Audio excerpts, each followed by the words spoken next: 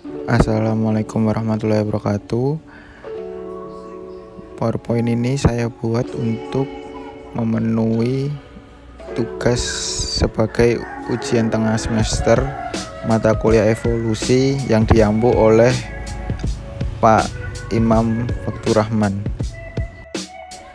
Sebelumnya, perkenalkan nama saya Wahid Bayu Saputro Haji, NIM A4201800067 dari kelas 6B.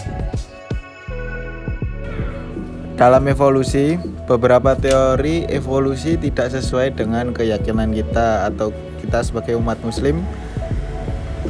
Namun mengapa kita sebagai seorang muslim tetap perlu belajar evolusi? Yaitu karena kita sebagai umat muslim menuntut ilmu merupakan kewajiban. Sebagaimana dalam Al-Quran dinyatakan bahwa Tuhan akan mengangkat derajat orang yang berilmu ke derajat yang luhur. Quran Surat Al-Mujadilah ayat 11. Kemudian dengan mempelajari evolusi akan insya Allah menambah keimanan dan kepercayaan kita terhadap kebesaran Allah SWT. Lalu kita dapat mengetahui teori-teori evolusi dan dapat menambah wawasan kita lebih luas. Kemudian jelaskan pengertian evolusi dan apa maksud pernyataan evolusi as theory and fact. Evolusi merupakan cabang ilmu biologi yang secara khusus mempelajari tentang perubahan makhluk hidup secara perlahan dalam rentang waktu yang panjang. Perubahan-perubahan ini disebabkan oleh kombinasi 3 proses utama, yaitu variasi, reproduksi, dan seleksi. Lalu ada evolution as theory and fact. Para ilmuwan seringkali menggunakan kata fakta untuk menjelaskan sebuah pengamatan. Tetapi para ilmuwan juga dapat menggunakan fakta untuk memaksudkan suatu yang telah diuji ataupun terpantau berkali-kali. Sedemikian tidak terdapat lagi alasan yang kuat untuk terus-menerus menguji ataupun mencari-cari contoh. Terjadinya evolusi dalam artian ini adalah fakta. Para ilmuwan tidak lagi mempertanyakan apakah perubahan pada keturunan benar-benar terjadi karena buktinya sudah sangat kuat.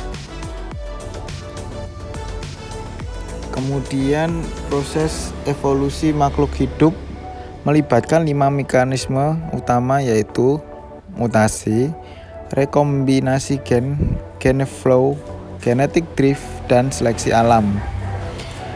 Lalu jelaskan bagaimana kelima mekanisme tersebut bekerja sehingga dapat menjadi populasi makhluk hidup dapat mengalami perubahan seiring berjalannya waktu, atau dengan kata lain berevolusi. Dalam proses evolusi makhluk hidup ada 5 proses, yaitu yang pertama ada mutasi. Mutasi adalah perubahan permanen dalam urutan DNA yang membentuk gen sehingga urutannya berbeda dari apa yang ditemukan pada makhluk hidup lainnya. Kemudian ada gene flow, adalah perpindahan materi genetik dari satu populasi ke populasi lainnya, terjadi melalui interbreeding. Kemudian ada rekombinasi gen. Rekombinasi gen adalah suatu upaya meletakkan DNA dari suatu organisme ke dalam DNA bakteri dengan menggabungkan 2 atau lebih sequence yang biasanya tidak akan terjadi bersama-sama melalui penyambungan gen. Lalu ada random genetic drift. Random genetic drift adalah hilangnya atau lepasnya frekuensi alele secara kebetulan atau dapat dikatakan merupakan perubahan acak pada frekuensi gen pada populasi kecil yang disebabkan oleh kematian, migrasi, atau isolasi.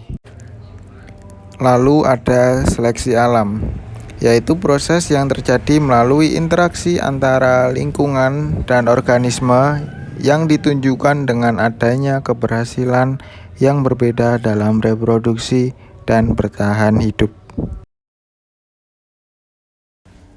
Baik, mungkin itu saja yang dapat saya sampaikan. Mohon maaf apabila dalam penyampaian ini terdapat kurang maupun kesalahan. Saya pribadi mohon maaf. Terima kasih. Wassalamualaikum warahmatullahi wabarakatuh.